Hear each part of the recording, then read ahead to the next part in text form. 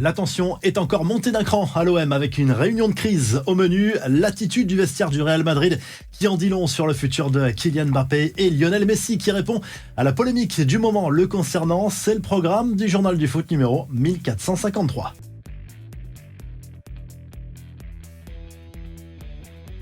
Rien ne va plus à Marseille. Une réunion de crise a été convoquée par Pablo Longoria avec l'accord de Gennaro Gattuso lundi au centre d'entraînement de l'Olympique de Marseille. Le président olympien qui a clairement haussé le ton devant les joueurs, leur demandant de prendre leurs responsabilités, de ne plus se chercher d'excuses désormais.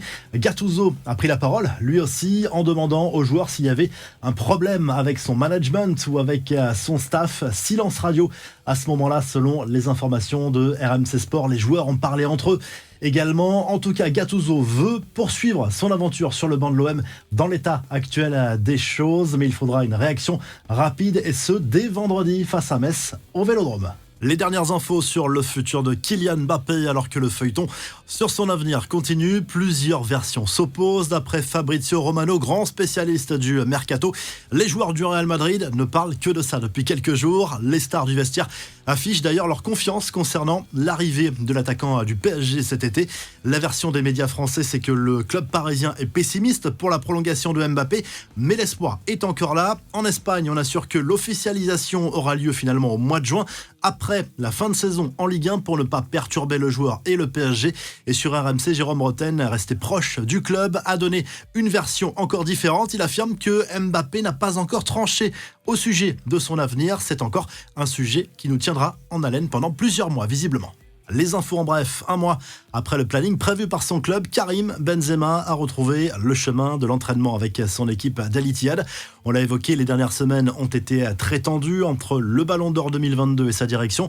Un départ a même été envisagé. En attendant la reprise de la Saudi Pro League, Al Ittihad fait comme si tout allait bien sur ses réseaux.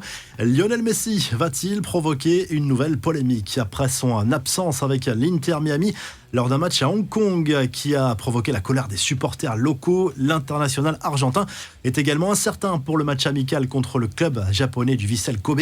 Raison officielle, une blessure aux adducteurs, mais certains n'y croient pas. En conférence de presse, Messi a laissé entendre malgré tout qu'il se sentait mieux et qu'il pourrait jouer une partie du match. Mais quand on sait tout l'argent que génère ce genre de tournée, on comprend la polémique. La revue de presse, on se file tout de suite en Angleterre où le Daily Express Sport revient sur la victoire de Manchester City.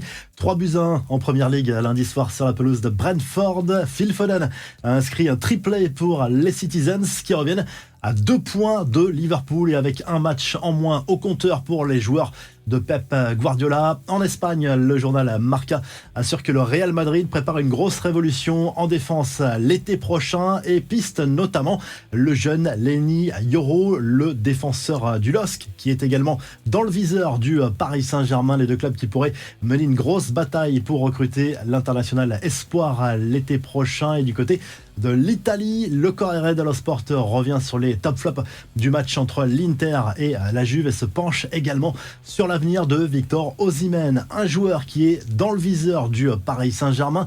L'entourage visiblement de Luis Campos a contacté l'international nigérian pour le sonder en vue d'un éventuel transfert. Et en Serie A, victoire 4-0 de la Roma contre Cagliari lundi soir. Si le journal du foot vous a plu, n'oubliez pas de liker et de vous abonner et on se retrouve très rapidement pour un nouveau journal du foot.